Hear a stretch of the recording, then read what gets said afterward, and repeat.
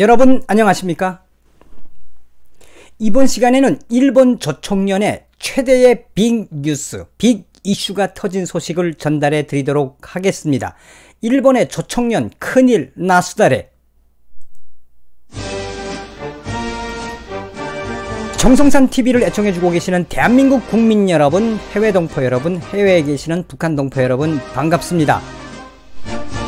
후원해주시는 모든 분들께 진심으로 감사드리며 광고를 봐주셔서 고맙습니다.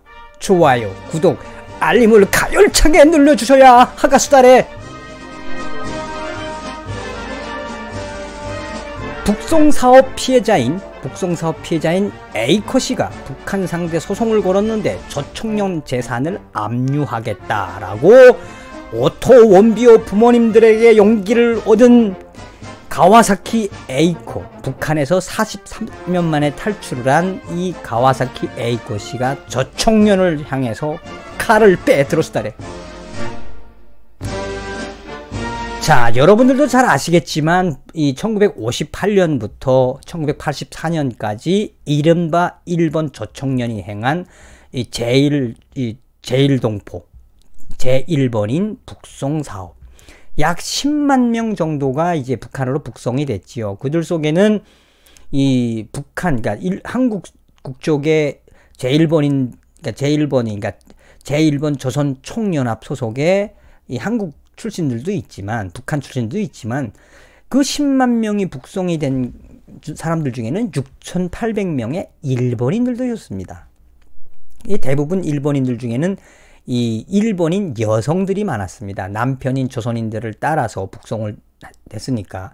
이 북송 사업의 가장 큰 피해자들은 북한 당국과 저총련의 선전에 속아서 북한으로 갔다가 잘못 왔구나 라고 해서 이 북한으로 간 북송 동포들, 일본 동포들을 북한 사람들은 뭐라고 하느냐? 제1번 동포, 제포 혹은 제끼라고 합니다.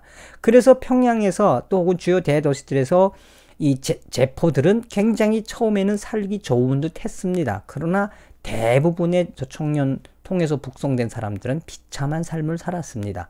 그런데 여기에 이 가와사키 A컷씨가 43년 만에 북한을 탈출해 가지고 드디어 북한을 향해서 칼을 빼들었습니다. 그것은 바로 서두에도 이야기했던 것처럼 오토 원비오군의 부모의 용기를 받아서 북한에서 받은 정신적 피해를 저총련 재산을 압류를 통해서 나는 그 피해 보상을 받아야 되겠다라고 한 내용입니다. 중앙일보가 2018년에 밝힌 이 A컷씨의 이야기인데요. 탈북 제1번 조선인 저총련 북송 사업은 범죄라며 ICC에 수사 요청을 했다라고 전했습니다.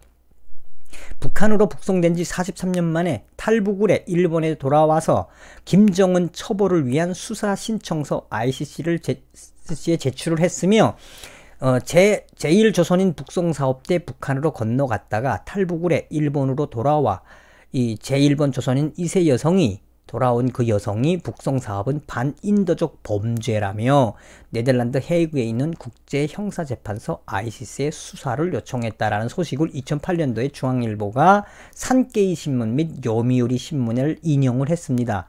산케이 신문 등 일본 언론에 의하면 가와사키 A컷씨는 1960년 북송사업 때 북한으로 건너가 43년 동안 북한에 거주한 이후에 탈북해 일본으로 돌아왔다며 북송사업이란 조선 총련 제1번 조선인 총연합회가 1958년도부터 1984년에 걸쳐 제1번 조선인과 그 가족들을 일본에서 북한으로 영구 귀국 또는 이주시킨 사업을 말하며 당시 북한으로 건너간 사람들은 총 10만 명에 달한다며 이 가운데 6,800여 명이 일본인 아내 및 자녀 등 일본 국적의 소유자였다라고 일본의 요미우리 산케이 신문은 보도했습니다. 가와사키는 지난 16일 도쿄에서 기자회견을 열고 일본에서 건너가 10만 명 가까운 제1번 조선인들은 북한 사람들과는 다른 차원의 인권 차별을 받으며 하루하루 목숨을 걸고 살아야 했다며 요미우리 신문은 가와사키 씨의 북한 생활을 상세히 소개하면서 가와사키 씨는 나는 김정은이 만든 지옥의 북한에서 살아온 사람이다. 이 지구상에 남은 마지막 지역은 바로 김정은의 북한이다.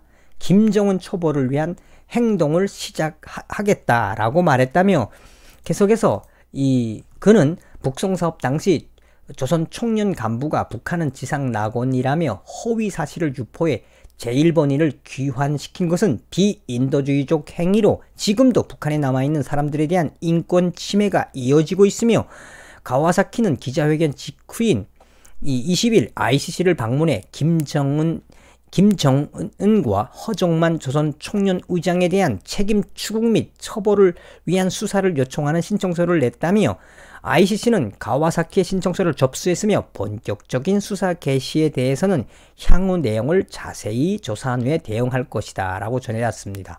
가와사키 씨는 북한에 남겨진 자식들에 대해 김정은 정권이 본인의 자식들을 처형하면 끝까지 김정은의 악행을 전 세계에 알리겠다고 강조했으며 그는 북한 김정은에 대한 환상을 가지고 있는 사람들은 북한의 지역을 맛보아야 할 것이다 라고 했다며 그러면서 김정은 정권과 끝까지 싸우는 전사가 되겠다라고 가와사키 에이코 씨가 강조했습니다.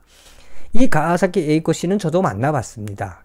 이 북한 인권 하면은 뭐 저희와 같은 생각을 가지고 있으니까 그래서 이 가와사키 에이코 씨가 북한의 인권을 굉장히 증언을 많이 했습니다. 특히나 북한으로 북송된 10만 명 가까운 제1번 조선인들 거기에 6,800명 이상의 일본 여성들이 북한에 끌려가서 어떤 삶을 살았는지 증언을 굉장히 깊이 있게 했으며 나아가서는 에이코 씨는 앞서도 이야기했던 것처럼 북한 김정은의 지역, 김정은을 좋아하고 북한을 좋아하는 자들은 김정은의 지역의 맛을 봐야 한다. 나는 김정은과 싸우는 전사가 되었다. 라고 강조를 했습니다. 계속해서 이 에이코 씨는 자유아시아 방송을 통해서도 증언을 굉장히 상세하게 했습니다. 일본 교토 출신인 가와사키 에이코 씨는 조총련이 설립한 조선인 학교 고급부 3학년 학생이던 1960년 17살의 나이에 귀국선에 올랐지만 지상 낙원이라고 선전했던 북한은 지옥이었으며 김일성 사망 이후에 대규모 기아에 시달리는 아비 귀환을 목격하고 탈북을 결심했다며 지금도 이 43년 만에 저는 본인은 탈출을 했지만 지금도 북한에 있는 제포들, 제1번 이 동포들, 일본인들은 짐승 이하의 삶을 살고 있으며 이 증언을 통해서 북한 김정일, 김정은이의 그 악행, 북조선 낙원이라고 하는 부분, 북한 김정은이가 얼마나 많은 일본인들과 또 이 제1동포들, 이 북송된 사람들을 얼마나 많이 처형을 했는지를 상세하게 증언을 했습니다. 오죽했으면 북한 정치범 수용소, 요독 수용소에는 일본인들만 특별하게 가두는 수용소가 별도로 있을 이 지경이었습니다. 그래서 요독 수용소의 일본인 이 수용소는 이 북한으로 북송된 제1번인들의 그 아내들 또 혹은 이 가와사키 에이코 씨처럼 순수하게 북한을 동경해서 갔던 사람들을 사상이 변한 북한에 간 일본인들을 체포를 해서 수용소에 보내서 악행을 일삼던 요독 수용소, 일본인 수용소도 있었습니다. 이거는 정치범 수용소에서 생활했던 김영순 씨와 강철한 씨의 증언에도 상당히 많이 나오죠. 이후에 이 가와사키 에이코 씨가 43년 만에 탈출을 해서 김정은의 북한 지역을 성토하는 데 앞장섰으며 앞서도 이야기했던 것처럼 ICC에 김정은이를 제소를 했는데 그 이후에 소식이 또 나왔습니다. 미국의 소리 방송은 북송사업 피해자 에이코 씨가 북한 상대 소송, 조총련 재산 압류를 시도했다며 1950년 중후반에 일본 내 한인 북송사업으로 북한에 갔다가 이후 탈북한 5명이 북한 정권을 상대로 한 소송의 재판이 곧 시작될 예정이라며 이들은 북한을 지상낙원으로 속여 북송사업을 진행한 일본 내 친북단체인 조총련 등의 재산을 압류하는 활동에 착수했다라고 밝혔습니다. 북한에서 43년 만에 탈출한 가와사키 씨는 16일 미국의 소리 방송과의 인터뷰에서 탈북한 일본인 2명, 제1한인 2명과 함께 북한 정권을 상대로 제기한 소송의 재판이 다음 달 시작될 예정이라고 말했다며 가와사키 씨는 5명의 탈북자가 한 사람당 1억 원의 소송 배상을 걸고 북한 정부를 대상으로 도쿄지방재판소에 소송을 걸었다며 재판 준비는 다 됐으며 아마 일본으로 돌아가면 1차 재판이 있을 것이라며 북한 정권이 북한을 지상낙원이라고 속여 저 청년을 통해 제1한인과 일본인을 북한으로 가도록 유인하고 굶어서 굶주리게 하고 신분차별과 이동의 자유 등 가장 기본적인 인권까지 침해했기 때문에 소송을 제기했다며 특히 북한에 억류됐다 풀려난 직후 숨진 오토 원비어의 부모가 미국 법원에 소송을 제기해 북한으로부터 약 5억 달러의 배상 판결을 받아낸 것이 소송을 제기할 용기를 가지게 되었다고 말했으며 2004년 탈북 당시 성인의 자녀들을 남기고 홀로 떠났던 가와사키 씨는 이번 소송은 자식들을 만나기 위한 것이다 라고 말했다고 이 미국의 소리 방송이 소상하게 밝히고 있습니다. 계속해서 미국의 소리 방송은 가와사키 씨는 이 자식들이 계속 살아있다는 걸 안다며 아직 처리되거나 강제 수용소에 보내지지는 않았다며 이제 후에 이 소송을 통해서 이 저청년의 재산을 압류를 하고 나아가서는 변호사들을 통해 저청년의 재산들을 압류하며 자기 자식들에 대한 생사도 확인할 예정이다 라고 말했으며 이 북한의 자산이 일본에 있는지는 모르겠지만 저청년이 가지고 있는 자산은 확실하게 있다.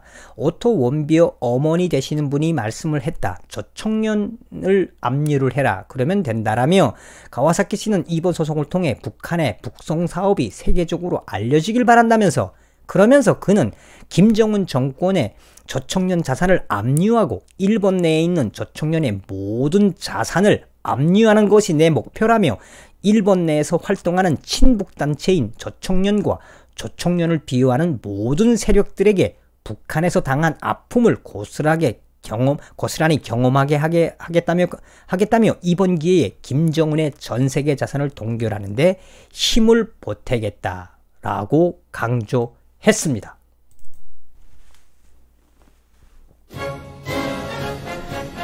오늘은 북한 저청년에 속아서 북한으로 갔던 일본인 가와사키 에이코 씨가 43년 만에 북한을 탈출한 이후에 그 북한으로부터 받은 피해 보상을 받기 위해서 저청년의 자산을 압류하겠다고 이제 곧 재판이 열린다고 한 소식을 전해드렸습니다. 가와사키 에이코 씨 힘내셔서 오토 원비어 부모님들처럼 북한, 일본에 있는 저청년의 자산, 김정은의 자산을 싸그리 다 압류하시길 바라겠습니다. 저청년 큰일 났수다래. 여러분 다음 시간에 뵙겠습니다. 감사합니다. 멸공.